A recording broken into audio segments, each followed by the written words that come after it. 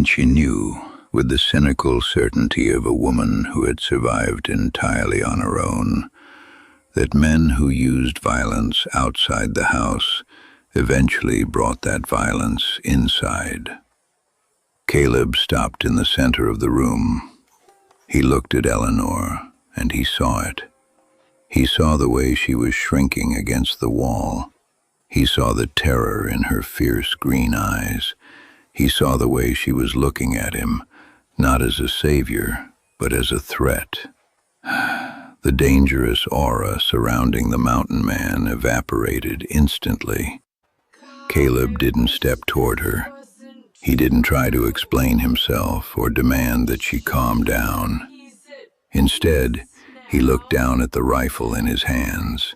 With slow, highly exaggerated movements, Caleb pushed the lever forward. Click! A brass cartridge popped out of the chamber and hit the floorboards, rolling away. He pushed it again and again, emptying every single bullet from the weapon until the floor was littered with brass. Then he walked to the far side of the room, entirely away from her. He placed the empty rifle on the high mantel above the fireplace.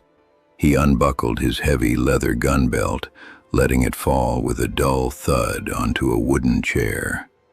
Unarmed, completely stripped of his physical threat, Caleb turned his back to her, picking up a heavy iron poker, and knelt by the fireplace to stir the dying embers back to life. He gave her his back, the ultimate unspoken sign of trust and surrender on the frontier. "I will never raise a hand to you, Eleanor," Caleb said quietly, his voice returning to its calm, steady rumble, completely stripped of the cold violence from moments ago. He didn't look back at her. He just stared into the flames. "The violence stays outside that door. I swear it." Eleanor stood in the corner, her chest heaving. She looked at the empty rifle on the mantel. She looked at the brass bullets scattered across the floor. She looked at the massive, broad shoulders of the man kneeling by the fire, making himself vulnerable just so she could feel safe. She slowly relaxed her death grip on the cracked wooden thimble in her pocket. The shaking in her knees began to subside. Trust was not something Eleanor gave easily. It was a luxury she had never been able to afford. But as she watched the firelight dance across Caleb's weathered leather vest, she realized something profound. He hadn't asked her to trust his words. He had dismantled his own power to prove it. "I have work to do," Eleanor said, her voice trembling slightly but carrying a new, quiet strength. Caleb paused his stirring. He didn't turn around, but the tension in his broad back eased completely.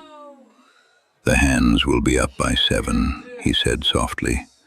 "They have torn shirts that need seeing to." "I'll need my table moved closer to the window," she said, stepping away from the wall. "I need the morning light." "I'll move it," Caleb replied. He stood up and walked to the corner where he had placed her heavy wooden sewing table the night before. He lifted it effortlessly and set it squarely beneath the east-facing window, just as the first true rays of golden morning sun broke over the mountain peaks, pouring light across the sturdy pine boards. Eleanor walked over to the table. She ran her hands over the familiar wood, feeling the deep scratches and the history of her mother's labor. She wasn't hiding in the dark anymore. She was exactly where she needed to be.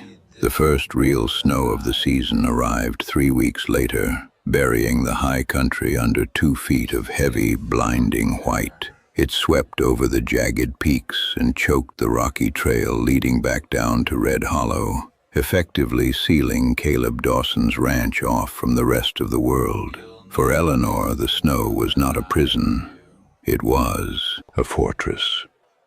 She sat at her heavy wooden sewing table beneath the east-facing window, the pale, icy sunlight washing over her hands. The faded linen dress with its permanently mud-stained hem had been washed, pressed, and layered with a thick wool shawl Caleb had left on her chair one morning without a word. She pushed a heavy iron needle through a thick layer of waxed canvas, pulling the waxed thread tight. She was repairing a torn saddlebag for one of the ranch hands, her fingers moving with a practiced, rhythmic grace. Eleanor had refused to be a charity case, and she had kept her word. Over the past 3 weeks, she had become the quiet, beating heart of the cabin's domestic survival. She mended the hands' heavy winter coats, reinforcing the seams so the bitter wind couldn't cut through. She patched their canvas work pants and lined their leather gloves with scrap wool she had salvaged from her trunk. The ranch hands, men who were usually rough, loud, and entirely unaccustomed to the presence of a woman, treated her with a startling level of reverence. They knocked before entering the main room, scraped the snow off their boots with frantic care, and tipped their hats whenever she handed them a repaired coat. They knew the story of what Caleb had done in the dusty street of Red Hollow. They knew about Carver's shattered jaw on the porch. And they understood, without a single word being spoken, that the quiet seamstress with the fierce green eyes was under the absolute protection of the mountain man. But it was Caleb's protection that Eleanor felt the most, even when he wasn't in the room. He never crowded her. He never demanded her time or asked for conversation to fill the silence. But his care was a physical, constant presence. When she woke in the freezing pre-dawn hours, the stone fireplace was already roaring, casting a warm, golden glow across the floorboards. Whenever her water pitcher ran low, it was miraculously refilled. Whenever she worked late into the night, straining her eyes in the dim light, a freshly trimmed oil lantern would quietly appear at the edge of her table. He was teaching her, through dozens of small, silent actions, that a man's hands could be used to build and provide, rather than to strike and take. Outside, the wind howled, rattling the heavy wooden shutters. Inside, the cabin was thick with the smell of boiling coffee, wood smoke, and oiled leather. Caleb was sitting by the hearth, a heavy leather harness draped across his lap. He was working a piece of saddle soap into the cracked leather, his broad shoulders moving methodically. The flat slate gray of his eyes was focused on the intricate buckles, but Eleanor knew he was acutely aware of every breath she took. She reached into her pocket to pull out a spool of heavy black thread. As she did, her fingers fumbled. The cracked wooden thimble slipped from her grasp. It hit the edge of the sewing table, bounced off the heavy pine leg, and rolled across the floorboards, coming to a stop just inches from Caleb's heavy boots. Eleanor froze, a sudden spike of anxiety piercing her chest. "I'm sorry," she murmured, quickly pushing her chair back to retrieve it. But Caleb was already reaching down. His large, calloused fingers picked up the small wooden object. He didn't immediately hand it back to her. Instead, he held it up to the firelight, his brow furrowing slightly as he examined it. "This is old wood," Caleb said, his low voice breaking the long silence of the room. He ran his thumb over the jagged, splintered line that ran directly down the center of the thimble. "Oak. But this crack. Wood like this doesn't split from sewing, Eleanor. It doesn't crack from being dropped. It was crushed. Deliberately." Eleanor stopped halfway across the room, her breath hitched. She looked at the thimble resting in the palm of his massive hand, and suddenly the safety of the cabin felt very small compared to the crushing weight of her past. She could have lied. She could have told him it got caught under a wagon wheel years ago. But standing there, looking at the man who had emptied his rifle just to prove she was safe, the lie dissolved in her throat. "It belonged to my mother," Eleanor said, her voice trembling, though she fought desperately to keep it steady. She crossed her arms over the wool shawl, hugging herself against an invisible cold.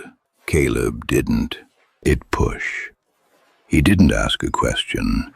He simply remained perfectly still, holding the thimble, offering her the space to speak only if she chose to. Grace Hayes was the finest seamstress in Pueblo, Eleanor continued, her eyes dropping to the floorboards. When my father died, she kept us alive with her needle. We had a small house, a little patch of land. It wasn't much, but it was ours. Until Victor Whitmore came to town. Caleb's jaw tightened at the name, a dangerous, rigid line forming along his cheekbone. But he remained silent. Whitmore had just started his banking business back then. He offered my mother a loan to buy a new mechanical sewing machine. He said it would double her income, Eleanor said, a bitter, hollow laugh escaping her lips. She signed the paper. She couldn't read well. She didn't know the document wasn't a loan for a machine. It was a lien on our house, with an interest rate designed to default within 3 months. The fire popped loudly in the hearth, sending a shower of orange sparks up the stone chimney. When she missed the first payment, Whitmore didn't send a letter. He sent Carver. Eleanor's voice dropped to a ragged whisper. The memory, suppressed for so long, clawed its way to the surface. Carver kicked the door in. My mother tried to stop him from taking her sewing box. She grabbed it. Carver took his boot and stomped on her hand while she was still holding it. Caleb's eyes went entirely dark. The flat slate gray turned into something bottomless and terrifying. His massive hand slowly closed around the wooden thimble, not tight enough to break it further, but holding it as if it were a sacred relic. The thimble cracked, Eleanor said, tears finally spilling over her lashes, tracing hot, silent lines down her pale cheeks. He broke 3 of her fingers. A seamstress with broken hands. She couldn't work. Whitmore took the house the next day. We lived in a canvas tent on the edge of town through November. She caught pneumonia. She died 2 weeks before Christmas. Eleanor looked up, meeting Caleb's eyes. That is why I wouldn't leave my table in the alley. That is why I was so terrified when Whitmore told me I was homeless. He wasn't just taking my room, Caleb. He was doing to me exactly what he did to her. And I knew how that story ended. Silence stretched across the cabin, heavier than the snow falling outside. Caleb slowly stood up from the hearth. He walked across the room, the floorboards groaning under his weight. He stopped right in front of her. He reached out and gently took her trembling hand, turning it palm up. Carefully, with a tenderness that defied his brutal exterior, he placed the cracked wooden thimble back into her hand and folded her fingers over it. Your mother's story ended in a tent, Caleb said, his voice a low, vibrating rumble that seemed to shake the very air in the room. Your story does not. He didn't pull her into a desperate embrace. He didn't offer poetic promises of love. He offered her something far more vital. He offered her absolute, unwavering certainty. Caleb turned away and walked toward a heavy, iron-bound chest sitting at the foot of his bed. He threw the lid open and began pulling out heavy leather ledgers, property deeds, and a thick stack of folded letters. "What are you doing?" Eleanor asked, wiping the tears from her face, startled by his sudden shift in energy. "I bought this land 6 years ago from a territorial judge in Denver. A man named Thomas Sterling," Caleb said, throwing a heavy ledger onto the dining table. "Sterling is a hard man, but he is an honest one. and he despises men who use the law as a weapon. Caleb turned to look at her, the firelight catching the sharp, dangerous angles of his face. The wounded, isolated mountain man was gone. In his place stood a man ready to wage a war. I thought keeping you up here was enough. I thought if I put a mountain between you and Red Hollow, you'd be safe, Caleb said, his voice hard with conviction. But a cage is still a cage, Eleanor, even if the door is open and the fire is warm. As long as Victor Whitmore has power, you will always be looking over your shoulder. You will always be expecting the sheriff to ride up that trail. Eleanor's breath hitched. Caleb, he owns the town. You can't fight him. I am not going to fight him in the street, Caleb said, pulling a fountain pen and a sheet of thick paper from a drawer. I am going to destroy the ground he stands on. Whitmore has been using the same fraudulent contracts in this county for 5 years. If he did it to your mother, he's done it to dozens of widows, miners, and farmers. We are going to find the paper trail, and we are going to send it to Denver. He sat down at the table, dipping the pen into an inkwell. But to do that, I have to go back down into Red Hollow. I have to break into his records room at the bank. Eleanor stared at him. He was talking about committing a felony. He was talking about risking his land, his freedom, and his life, all to avenge a woman he never knew, simply because she was Eleanor's mother. They will arrest you, Eleanor said, her voice filled with a sudden, desperate panic. If Carver catches you in the bank, they won't even arrest you. They will kill you. Caleb stopped writing. He looked up, his flat gray eyes locking onto hers with an intensity that made the room feel small. Let them try, he whispered softly. He stood up, walking back over to her.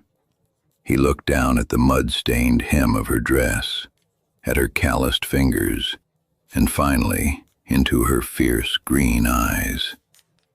Pack your things, Caleb said. Eleanor blinked, confused. Pack? I am not leaving you on this mountain alone, Caleb said, his tone leaving no room for argument. We ride down tomorrow morning. We are going back to Red Hollow. To hide? Eleanor asked, her heart hammering against her ribs. Caleb reached out, his rough thumb gently brushing a stray tear from her cheek. It was the most intimate thing he had done since the day they met, a quiet, physical vow. No, Caleb said, the cold violence returning to his voice, entirely directed at the town below. To finish it. The descent from the high country was a brutal, bone-chilling journey. The wagon wheels cut deep tracks into the fresh snow, the cold biting through their heavy wool coats. But Eleanor did not shiver. She sat perfectly still beside Caleb, her hands resting in her lap, her fingers wrapped tightly around the cracked wooden thimble. They reached Red Hollow just after midnight. The town was entirely silent, buried under a thick layer of frost and shadows. Caleb did not drive the wagon down the main street. He parked it in the dense tree line behind the town bank. He turned to Eleanor, his slate-gray eyes catching the pale moonlight filtering through the pines. "Stay in the wagon," Caleb whispered, his voice a steady, grounding anchor in the freezing dark. "Keep the heavy blanket over your shoulders. I won't be long." Eleanor nodded. She watched as he slipped out of the wagon, moving with the terrifying, silent grace of a predator. He melted into the shadows behind the brick building. For 20 agonizing minutes, Eleanor held her breath, listening to the wind rattle the bare branches. Then a heavy wooden door creaked open, and Caleb emerged. He was carrying a heavy black iron lockbox under one arm. He climbed back onto the wagon, setting the box between them on the wooden bench.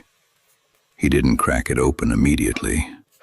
Instead, he pulled a small iron pry bar from his boot, jammed it under the padlock, and snapped it with a sharp, violent twist. The lid popped open. Inside were stacks of carefully folded ledgers, property deeds, and promissory notes. Caleb pulled a small lantern from under the seat, striking a match. He flipped through the thick, yellowed pages. Eleanor watched his jaw lock, the muscles in his neck pulling taut. "Is it there?" she asked, her voice barely a whisper. "All of it," Caleb said, his voice hard as iron. "Every fraudulent loan, every fake deed. Your mother's house is in here. Pete's blacksmith shop is in here. Half the town's properties are sitting in this box, stolen through the same legal poison." He closed the lid with a heavy thud. He didn't turn the wagon around to flee back up the mountain. Instead, he pulled a pocket watch from his vest. 3 hours until sunrise, Caleb said, looking out at the dark, sleeping town. "We wait." When the morning sun finally broke over the horizon, painting the muddy, snow-slushed streets of Red Hollow in a harsh, unforgiving light, the town slowly began to wake. Shopkeepers unbolted their doors, ranch hands rode in for supplies, and they all stopped dead in their tracks. Parked dead center in the middle of the main street, in the exact spot where Mrs. Hargrove had kicked Eleanor's blankets into the summer dust weeks ago, was Caleb Dawson's wagon. Caleb stood leaning against the wooden wheel, his heavy Winchester rifle resting casually over his broad shoulder. Eleanor stood beside him. She was no longer shrinking. She wore the faded linen dress, the hem washed clean of the mud, and she stood tall, her fierce green eyes sweeping over the gathering crowd with an unbreakable, quiet dignity. Whispers rippled through the onlookers. The sheriff stepped out of his office, his hand resting nervously on his gun belt. Then the doors of the bank swung open. Victor Whitmore stepped out, flanked by a heavily bandaged Carver and 3 other armed men.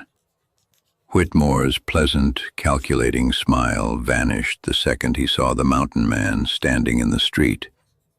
"Dawson!" Whitmore barked, his voice echoing sharply off the wooden storefronts. "I sent men to your ranch to collect a thief. I didn't invite you to bring her into the center of my town.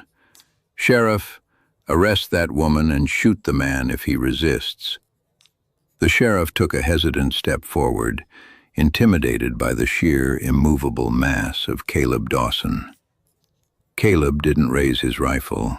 He didn't even shift his stance. He simply reached into the back of the wagon, grabbed the heavy black iron lockbox, and threw it into the freezing mud at Victor Whitmore's feet. The heavy metal clanged loudly. The lid fell open, spilling the yellowed ledgers and property deeds into the slush. Whitmore's face drained of all color. He stared at the box as if it were a live rattlesnake. "I don't think the sheriff wants to arrest anyone just yet," Caleb said. His voice was a low, vibrating rumble that carried effortlessly to every corner of the street. "Not until he looks at the second ledger in that box, the one containing the private accounts of Victor Whitmore."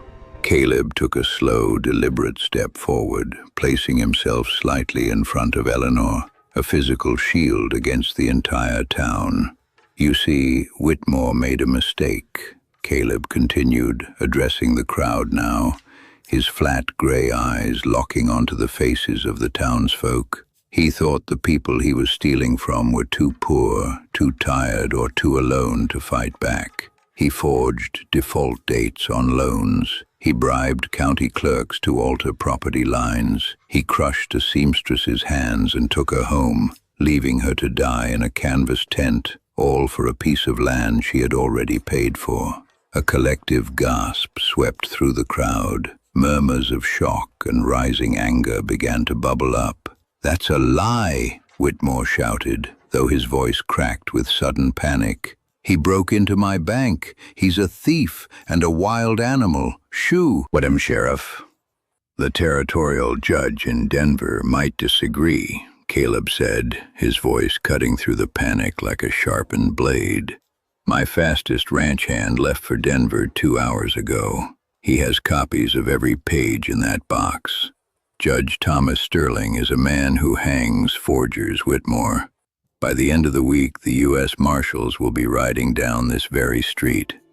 The sheriff slowly took his hand off his gun belt, taking a deliberate step away from Whitmore. The crowd began to close in, their faces hardening as they looked at the ledgers bleeding ink into the snow.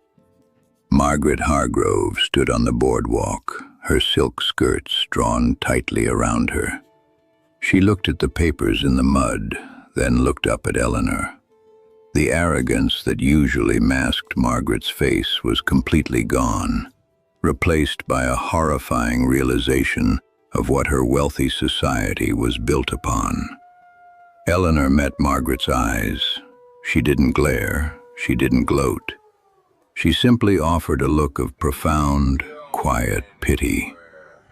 "You called her trash," Caleb said, his voice dropping into a deadly, quiet register as he stared directly at Whitmore. "You told her she was homeless. You told her she was nothing." Caleb reached out and took Eleanor's hand. He didn't pull her behind him. He pulled her forward, so she stood exactly shoulder to shoulder with him in the center of the street. "Eleanor Hayes is not property. She is not a vagrant," Caleb declared, the words ringing out with absolute, undeniable authority. "She is under my protection. She is my family, and this town will never disrespect her name again." Whitmore stumbled backward, his back hitting the wooden post of the bank. Carver and the other armed men, realizing the empire had just crumbled, quietly backed away, disappearing into the alleys to save themselves. The townspeople surged forward, surrounding Whitmore, demanding to see the ledgers, demanding their stolen lives back. Caleb didn't stay to watch the man be torn apart by the mob he had created. He had done what he came to do. He had destroyed the ground Victor Whitmore stood on. He turned to Eleanor. "Are you ready to go home?" Eleanor looked at the dusty street, the place that had haunted her nightmares, the place where she had picked up her ruined blankets while the world laughed. The fear was gone. The heavy, suffocating weight of her mother's unpaid debt was finally lifted. She tightened her fingers around Caleb's rough, calloused hand. "Yes," she whispered softly. "Take me home." The ride back to the high country was different. The biting wind felt less cruel. The towering pine trees felt like guardians rather than prison walls. When the heavy wooden wagon finally pulled up to the solid log cabin, the late afternoon sun was casting long, golden shadows across the snow. They walked up the wooden steps together.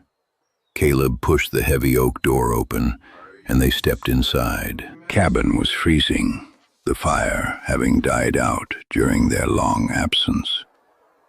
Caleb moved immediately to the hearth, kneeling on the stone to arrange the kindling. He struck a match, and within seconds, the warm, golden firelight spilled across the floorboards, chasing away the bitter cold. Eleanor didn't go to her back room. She stood in the center of the main cabin, watching the broad shoulders of the man who had waged a war for her. She reached into her pocket and pulled out the cracked wooden thimble.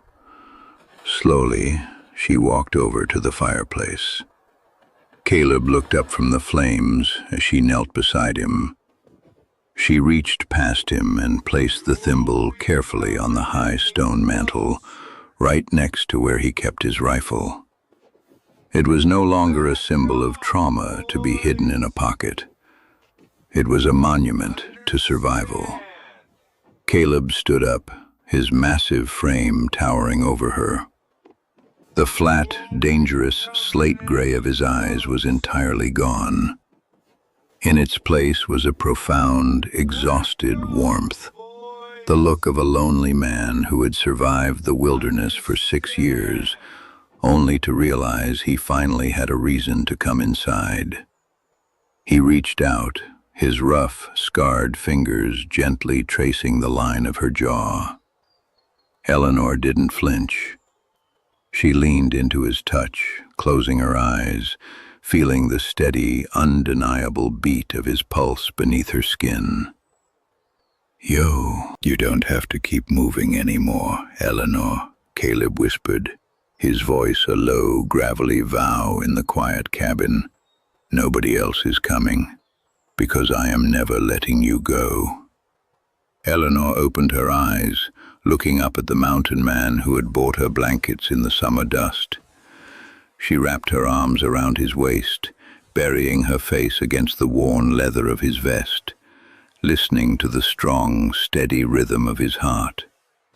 Outside, the harsh frontier wind howled against the heavy oak door, but it didn't matter. Inside, the fire was lit, and the woman who had been thrown away by the world had finally found her one safe place. In a cruel world where human lives are sometimes deemed as worthless as discarded scraps, the greatest miracle is neither wealth nor power. The true miracle is someone who quietly steps forward amidst the storm, offering not flowery promises, but the shelter of their own steadfast shoulders to shield you from the wind. True love in the wild frontier does not begin with romantic whispers. It begins with a fire kindled against the cold of night, and a door left forever open to welcome you home. It was a suffocating morning in the town of Red Hollow, a place where cruelty was often carefully wrapped in expensive silk.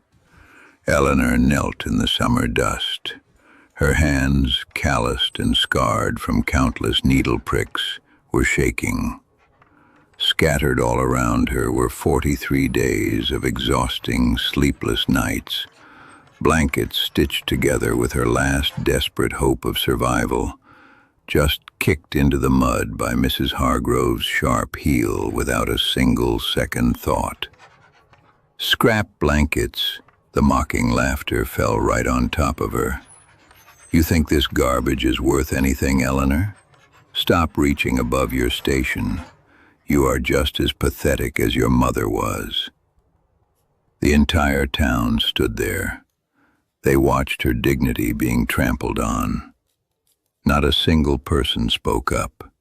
Not a single hand reached out. Eleanor kept her head down, biting her cracked lip until it bled, just to hold back the humiliating tears. She told herself the same harsh truth she had swallowed every morning for 3 long years. Keep moving. Nobody is coming. You have to pick these up yourself. She slowly reached her thin, trembling fingers toward the ruined fabric in the dirt. But then, a pair of heavy, weathered leather boots, covered in trail dust and the cold air of the high country, suddenly stopped in front of her. The boots planted themselves firmly, stepping right over Mrs. Hargrove's shadow, standing like a solid wall between Eleanor and the cruel crowd. The laughter of the town died in a single instant. The air suddenly grew thick with a terrified, breathless silence. Caleb Dawson, the lonely mountain man from the high country, a man carrying a quiet, dangerous authority that no one in this town dared to cross, slowly bent down. His large, rough hands, built for surviving blizzards and breaking wild horses, carefully lifted the dirt-stained blanket. He brushed off the summer dust with absolute reverence. Caleb didn't even glance at the wealthy crowd. His calm, deep eyes only looked at the trembling woman at his feet. "How much for all of them?" His rough voice echoed, dropping like an undeniable verdict in the quiet street. "I'll take them all." Eleanor stared at the massive man. Her lungs forgot how to pull in the dry air. She looked at the heavy leather coin pouch he pulled from his worn vest. 60 cents each, she managed to say, her voice barely a whisper, fighting through the metallic taste of blood on her lip. "That's $4.20 for the lot." Caleb didn't haggle. He didn't hesitate. He opened the pouch and counted out the heavy silver coins, placing them directly into her scarred palm. The metal was warm from his body. "Caleb Dawson," Margaret Hargrove's voice sliced through the silence, though it lacked the arrogance from a moment ago. Her tone was careful now, coated in a fake sweetness. "I wouldn't have thought you were in the market for scrap rags." Caleb slowly straightened his tall frame. He tucked the thick stack of blankets under his left arm and finally turned his head to look at Margaret. His slate-gray eyes were entirely flat. There was no anger in them, which somehow made the look infinitely more terrifying. "My men need blankets for the winter," Caleb said softly. The quietness of his voice carried effortlessly across the dusty street. "And from where I'm standing, this is the finest stitching in Red Hollow. A blind woman could see that, Margaret, unless, of course, the blindness is intentional." Margaret's face flushed a violent shade of red. She opened her mouth to speak, but the sheer, immovable presence of the mountain man forced the words back down her throat. She gathered her silk skirts and walked away, her wealthy friends scattering like frightened birds behind her. Eleanor slowly stood up, her knees aching. She clutched the silver coins against her chest. It was more money than she had held in 3 months. "You didn't have to do that," she whispered, her eyes dropping back to the dirt. "They'll just talk about you now." "Let them," Caleb said. He looked at her faded linen dress, noticing the mud now permanently stained into the hem. He noticed the way her shoulders curled inward, a body braced for the next blow. "I need these delivered to the high country. Do you have a cart?" "I don't," Eleanor said truthfully. "But I rent a small space behind old Pete's blacksmith shop. I can hire a boy to bring them up by tomorrow."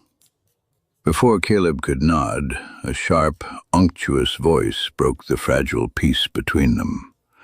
"Actually, Miss Hayes, you no longer rent that space." Eleanor froze. She turned to see Victor Whitmore, the town's wealthiest banker and landowner, stepping out from the shade of the general store. He was a man who wore expensive suits and smiled only when he was about to ruin someone's life. "I purchased Pete's property an hour ago," Whitmore said pleasantly, adjusting his spectacles. "And I am afraid I am clearing out the vagrants. Your belongings, what little there is, have already been moved to the alley. You have 10 minutes to take them and leave my property before I have the sheriff arrest you for trespassing." The ground tilted beneath Eleanor's feet. The silver coins in her hand suddenly felt like nothing. The space behind the blacksmith shop was just a drafty room with a leaky roof, but it was her only shelter. It was where her sewing table was. It was where her mother's things were. "You can't do that," Eleanor's voice shook. "My rent is paid through the end of the month." The lease was with Pete, not me. Whitmore smiled cruelly. "You are homeless, Miss Hayes. Perhaps you should have been kinder to Mrs. Hargrove. She was offering you a position as a laundress. Now you have nothing." Eleanor's hand instinctively dove into her pocket, her fingers wrapping desperately around a small, cracked wooden thimble. It was the only thing she had left of her mother. The panic rose in her throat, thick and suffocating. The summer heat suddenly felt freezing. She was entirely alone. The town had won. "Are those her things in the alley?" Caleb's voice broke through the rushing sound in her ears. Whitmore blinked, his pleasant smile faltering slightly as the mountain man stepped forward. "Yes, Dawson, just some worthless boxes and a broken table." "Good," Caleb said. He didn't raise his voice, but the entire street seemed to hold its breath. He walked past Whitmore without another glance, heading straight toward the alley. Eleanor stood paralyzed. She watched Caleb's broad shoulders disappear into the narrow walkway. A moment later, he emerged, carrying her heavy wooden sewing table in one hand and her small trunk of fabrics in the other. He didn't look like a man doing a favor. He looked like a man doing exactly what he intended to do. He aided her table and trunk into the back of his weathered wooden wagon hitched near the feed store. Then he walked back to where Eleanor was standing, frozen and small in her mud-stained dress. "My wagon is over there," Caleb said, pointing a calloused finger. Eleanor looked at him, her green eyes wide and frightened. "What are you doing?" "You have nowhere to work. I have an empty room in the back of my house with a window facing east," Caleb said, his tone entirely practical, refusing to make her feel like a charity case. "I have 8 ranch hands who will need winter shirts mended and canvas bags repaired. You can work off your board, or you can pay rent from the blankets you sell. I don't care which." I can't," Eleanor whispered, terrified of the sudden shift in her reality. "I am not a beggar. I won't be a burden to you." Caleb stepped closer, close enough that she could smell the scent of pine needles, leather, and fresh air on him. It was the smell of the wild, untamed world, a stark contrast to the suffocating perfume of the town. "I don't carry burdens, Eleanor," Caleb said, speaking her name for the very first time. The sound of it on his tongue was heavy and real. "And you are not begging. You are surviving. Now are you going to stand in this dust, or are you going to get in the wagon?" She looked at Whitmore, who was watching them with cold, calculating eyes. She looked at the townspeople, still lingering on the boardwalks, waiting to see her be reek. Then she looked at Caleb's hand. He wasn't holding it out to pull her. He was simply leaving it resting on the wooden rail of the wagon, waiting for her to make the choice. Eleanor took a deep, trembling breath. She tightened her grip on the cracked wooden thimble in her pocket. She lifted her chin, refusing to let the town see her cry, and walked toward the wagon. The ride up to the high country took 3 hours. The higher they climbed, the more the suffocating heat of Red Hollow faded, replaced by the sharp, biting chill of the mountain air. Eleanor sat stiffly on the wooden bench beside Caleb, shivering in her thin linen dress. She wrapped her arms around herself, trying to hide her trembling. Caleb didn't say a word. He simply reached behind the seat with one hand, grabbed a thick, dark wool blanket, and dropped it into her lap. "Wrap it tight," he said, keeping his eyes on the winding dirt trail. "The wind cuts deep near the ridge." Eleanor pulled the heavy wool over her shoulders. The warmth was immediate and profound. It smelled of wood smoke and safety. She buried her face slightly into the collar, closing her eyes as the wagon hit every bump and rut. When they finally arrived at the ranch, the sun was dipping below the jagged mountain peaks, casting long, dark shadows across the yard. The cabin was built of massive, solid pine logs, sitting securely against the hillside. It didn't look like a rich man's house. It looked like a fortress built to withstand the end of the world. Caleb jumped down and walked around to her side. Eleanor hesitated, her muscles stiff from the cold and fear. He reached up, his rough hands gripping her waist effortlessly, and lifted her down to the solid ground as if she weighed nothing more than a feather. "Inside," he said softly, seeing her shiver violently. He led her up the wooden steps and pushed open the heavy oak door. The interior was dark, smelling of old leather and cold ashes. Eleanor stood awkwardly in the entryway, clutching the blanket, feeling entirely out of place. Caleb didn't ask her to sit. He didn't ask her how she felt. He walked straight to the large stone fireplace, grabbed a handful of dry kindling and struck a match. Within seconds, a warm, golden firelight spilled across the timber walls, chasing away the mountain cold. He turned around, the fire casting deep shadows across his weathered face. He picked up a tin cup, filled it with fresh water from a pitcher, and handed it to her. Eleanor took the cup, her fingers brushing against his. He was so warm. "The back room is yours," Caleb said, his voice a low rumble in the quiet cabin. "The door has a lock on the inside. Use it if it helps you sleep." He turned his back to her, taking off his heavy leather vest. He didn't ask for gratitude. He didn't demand a smile. He simply gave her a fire, a cup of water, and a door she could lock. Eleanor stood in the golden light, the cracked wooden thimble pressed against her palm, and for the first time in 3 brutal years, she realized she didn't have to brace herself for a blow. She was safe. The heavy iron latch of the back room door slid into place with a solid, echoing thud. Eleanor stood in the center of the small space, the dark wool blanket still clutched tightly around her shoulders. She stared at the closed door, her chest heaving as if she had just run 10 miles. She reached out with a trembling hand and tested the latch. It held.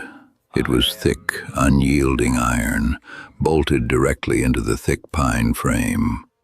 For the first time since Victor Whitmore had casually stripped away her entire livelihood in the dusty street of Red Hollow, her knees finally gave out. Eleanor sank to the woven rug on the floor. The room was not large, but it was spotless. There was a sturdy wooden bed frame with a thick mattress, a small washstand, and a wide table pushed beneath the east-facing window, exactly as Caleb had promised. It was a space waiting for a purpose. It was a space waiting for her. She pulled the cracked wooden thimble from her pocket, tracing the familiar splintered edge with her thumb. It was the only tangible piece of her mother she had left, a reminder of a woman who had sewn until her fingers bled, only to die with nothing but debt and the scorn of tea. Her town. Her mother had always warned her, "Never owe a man a thing, Eleanor, because men like Mr. Whitmore will eventually come to collect, and they always take more than you owe." But Caleb Dawson had not asked for anything. He had bought her blankets, lifted her heavy sewing table into his wagon, and driven her into the high country without demanding a single smile or word of gratitude. Eleanor dragged herself up from the floor. She needed to wash the dirt from her face. She needed to mend the mud-stained hem of her faded linen dress. She needed to prove that she was useful, that she was not a beggar who had been scraped off the street out of pity. When she finally emerged from the room an hour later, the sun had completely vanished behind the jagged peaks. The mountain night had descended, bringing a bitter, howling wind that rattled against the thick log walls. But inside, the cabin was a fortress of warmth. Caleb was in the small kitchen area, standing over a cast-iron stove. He had removed his heavy boots, moving across the floorboards with the quiet, deliberate grace of a man who had spent his life tracking wild game. He was slicing thick cuts of salted meat and dropping them into a boiling iron pot.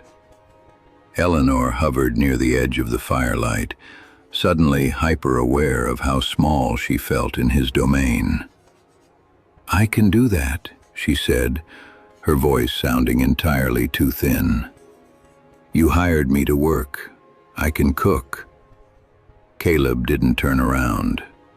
He used a wooden spoon to stir the stew, his broad shoulders shifting with the motion. "I hired you to sew, Eleanor, not to stand over a hot stove when you're freezing and running on empty." "I am fine," she lied instinctively, her spine stiffening. Caleb paused.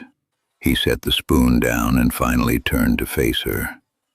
The golden light of the fire danced across his weathered face, softening the harsh lines around his slate-gray eyes. He looked at her mended dress, at the still damp hem she had tried to scrub clean, and at the exhausted tremor in her hands. "You don't have to lie in this house," Caleb said. His voice was not a reprimand. It was a quiet, factual statement. "You survived a public hanging today, even if there wasn't a rope. It takes a toll. Sit down." He pointed to a heavy wooden chair near the hearth. Eleanor hesitated, her mind racing, calculating the cost of this kindness, but her body betrayed her. The lingering cold in her bones and the gnawing hunger in her stomach won the battle. She walked over and sat down, leaning closer to the crackling fire. Caleb filled a tin bowl with the hot, thick stew and cut a large slice of dense, dark bread. He walked over and placed it on the small table beside her. Then he poured a mug of black coffee and set it down next to the bowl. He didn't pull up a chair to sit beside her. He didn't linger to watch her eat or wait for her to thank him. He simply grabbed his own bowl, walked to the opposite side of the room, and sat down on a heavy bench near the door, giving her absolute space. Eleanor stared at the food. The steam rising from the bowl smelled of salt, rich broth, and survival. She picked up the wooden spoon and took a bite. It was the best thing she had tasted in months. A choked, quiet sob broke from her throat before she could stop it. She immediately clamped a hand over her mouth, terrified she had ruined the quiet peace of the room. Across the room, Caleb kept his eyes on his own food. "Eat the bread, too," was all he said. He didn't draw attention to her tears. He didn't offer empty platitudes about how everything was going to be all right. He just anchored her to the present moment, to the practical necessity of eating and staying warm. When Eleanor finished, she felt a heavy, overwhelming exhaustion wash over her. The adrenaline that had kept her standing in the dusty street of Red Hollow had completely evaporated. She stood up to take her empty bowl to the wash basin, but Caleb was already there. He took the tin bowl from her hands. His fingers brushed against hers again, calloused and rough, yet remarkably gentle. "I can wash them," she protested weakly. "You can wash them tomorrow," Caleb said, setting the bowl aside. He looked down at her. In the close proximity, Eleanor realized just how massive he was. He towered over her, a physical wall of muscle and weathered leather. Yet, standing this close to him, she didn't feel the paralyzing fear she felt when Victor Whitmore stood near her. "Mr. Dawson," Eleanor started, her fingers drifting to the pocket that held her thimble. "Why did you step in?" "Mrs. Hargrove, Whitmore, they run that town. You made enemies today." Caleb looked at the dying embers in the fireplace. For a long moment, the only sound was the howling wind outside, tearing at the pine trees. "6 years ago, I came down from this mountain during a winter storm," Caleb said, his voice dropping to a low, quiet register. "My wife, Sarah, had fallen ill. We needed a doctor. I carried her through waist-deep snow to get to Red Hollow." Eleanor held her breath. She had heard the whispers in town, the cruel gossip about the mountain man and the wife who hadn't survived. "When we got there, the clinic was closed. The doctor was at a private dinner party at Victor Whitmore's house," Caleb continued, his eyes flat and distant. "I stood on Whitmore's porch, covered in ice, and begged them to open the door. They told me to go around to the servants' entrance so I wouldn't track mud on the rugs. By the time the doctor finally came down, it was too late." He turned his gaze back to Eleanor. The depth of the pain in his eyes was so profound, so entirely unhealed, that it physically ached to look at it. "They look at people like us, Eleanor, and they don't see humans," Caleb said, his voice hardening into cold steel. "They see dirt, they see property, they see things that can be kicked off a table into the summer dust." He took a step back, putting distance between them, rebuilding the invisible wall he kept between himself and the world. "I didn't step in today because I wanted to be a hero," Caleb said, picking up his heavy rifle from the corner and checking the chamber. "I stepped in because I know exactly what it looks like when that town decides someone isn't worth saving. And I decided I wasn't going to stand by and watch them do it again." Eleanor stared at him. The broken, beautiful truth of his words settled deep into her chest. He hadn't saved her because she was a helpless victim. He had saved her because he recognized a fellow survivor in the crosshairs of a cruel world.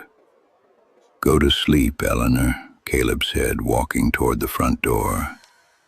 He didn't go into the second bedroom. Instead, he dropped his heavy canvas bedroll horizontally, right across the threshold of the main cabin door. He lay down on the hard floorboards, placing his loaded rifle near his right hand. He was literally putting his body between her and the outside world. Eleanor walked slowly to her room. She stepped inside and closed the door. This time she didn't throw the heavy iron latch. She didn't need to. The most dangerous thing on this mountain was sleeping across the front door, and he was on her side. She climbed into the soft bed and pulled the thick quilts up to her chin. For the first time in her life, the dark didn't feel like a threat. It felt like a blanket. But the peace of the frontier is always a fragile, temporary thing. Hours later, just as the sky began to turn a bruised pre-dawn purple, a sound cut through the howling wind. It wasn't the sound of snapping pine branches or shifting ice. It was the heavy, rhythmic thud of horse hooves, multiple horses, coming fast up the rocky trail toward the cabin. Eleanor bolted upright in bed, her heart hammering against her ribs. She gripped the edge of the quilt, her knuckles turning white. In the main room there was no sound of panic. There was only the quiet, terrifying, metallic click of Caleb Dawson cocking his rifle. The heavy, rhythmic thud of horse hooves cut through the howling mountain wind, stopping abruptly in the frozen mud just outside the cabin. Eleanor stood frozen in the doorway of her small room, her fingers gripping the wooden doorframe so tightly her knuckles ached. In the dim, bruised purple light of the pre-dawn morning, she could barely make out the shapes in the main room, but she could clearly see Caleb. He was standing beside the front door, perfectly still, his massive frame melting into the shadows. The long barrel of his Winchester rifle was angled down, resting casually against his leg, but his thumb was already resting on the hammer. "Stay in the room, Eleanor," Caleb said. His voice was not a shout. It was a low, steady rumble that barely carried over the wind. Eleanor didn't move backward. She swallowed hard, her heart pounding a frantic rhythm against her ribs. She had spent her entire life hiding from loud men and dangerous situations, shrinking herself down until she was invisible. But she was done shrinking. She took a step forward into the main room, her faded linen dress brushing against the floorboards. She slipped her hand into her pocket, her thumb finding the familiar rough edge of the cracked wooden thimble. Caleb glanced back at her. For a split second, something flickered in his flat, slate-gray eyes, a flash of surprise, perhaps even a grudging respect for her stubbornness. But he didn't argue. He turned his attention back to the thick oak door as heavy boots stomped onto the wooden porch. 3 sharp, violent knocks rattled the iron hinges. "Dawson!" a voice barked from outside. It was a harsh, gravelly sound, carrying the arrogant weight of a man who was used to bullying the weak. "Open the door! We know she's in there!" Caleb didn't open the door immediately. He stood in the quiet darkness, letting the freezing wind bite at the men outside, forcing them to wait on his terms. Then, with a slow, deliberate motion, he reached out and slid the iron bolt back. He opened the door just wide enough to fill the frame with his own broad shoulders, keeping Eleanor completely shielded from view. The biting cold of the mountain morning rushed into the cabin, carrying the smell of wet horsehair and unwashed men. 3 men stood on the porch. Eleanor recognized the one in the center, Carver. He was Victor Whitmore's chief enforcer, a brutal man who handled the banker's evictions and debt collections with a terrifying enthusiasm. "What do you want, Carver?" Caleb asked. His voice was utterly devoid of emotion. Carver sneered, a cloud of white breath pluming from his mouth in the freezing air. He pulled a folded piece of paper from his heavy wool coat. "I have a warrant here, Dawson, sworn and signed by Mr. Whitmore, and stamped by the town sheriff. The seamstress, Eleanor Hayes, is guilty of theft." Eleanor let out a sharp, involuntary gasp. Carver's eyes darted toward the sound, trying to peer past Caleb's massive chest. "She stole property from the blacksmith's space," Carver continued, his voice rising with cruel satisfaction. "A heavy wooden sewing table and a trunk of fabrics. Since Mr. Whitmore purchased the property, everything left on it legally belongs to him. She took it. That makes her a thief." It was a lie, a bold, calculated, suffocating lie. Whitmore had told her to take her things and leave, only to turn around and claim she had stolen them. It, was exactly how men like Whitmore operated. They didn't just take your livelihood. They used the law to trap you in a corner until you had no choice but to surrender. The table belonged to her mother, Caleb said, his tone remaining terrifyingly level. The fabrics were bought with her own money. The paper says otherwise, Carver spat, stepping closer to the door, emboldened by the two armed men standing flanking him. Now step aside, Dawson. We're taking the girl and the stolen property back to Red Hollow. Whitmore says if she works off her debt at the laundry for the next 5 years, he won't press formal charges. 5 years of forced labor. 5 years of being Victor Whitmore's property. The breath hitched in Eleanor's throat. She took a step backward, the paralyzing terror finally gripping her spine. "She's not going anywhere," Caleb said. Carver's face darkened. He rested his hand on the handle of the revolver strapped to his hip.